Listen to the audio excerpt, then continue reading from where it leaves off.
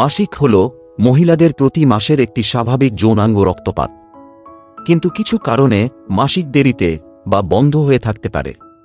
এই অনুপস্থিতির পিছনে অনেক কারণ থাকতে পারে, যেমন দীর্ঘস্থায়ী মানসিক চাপ মাসিক চক্রকে ব্যাহত করতে পারে।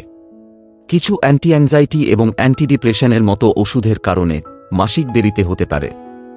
দীর্ঘস্থায়ী অসুস্থতা, জ্বর এবং অন্যান্য স্বাস্থ্য সমস্যা মাসিক চক্রকে ব্যাহত করতে পারে। পিসিওএস বা পিসিওডি এখন আরও সাধারণ হয়ে উঠেছে।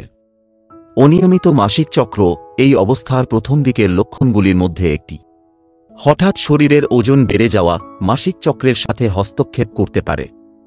বুকের দুধ তৈরি করতে ব্যবহৃত হরমোন মাসিক হওয়া থেকে বিরত রাখতে পারে। এছাড়াও গর্ভাবস্থা একটি সম্ভাব্য কারণ হতে পারে।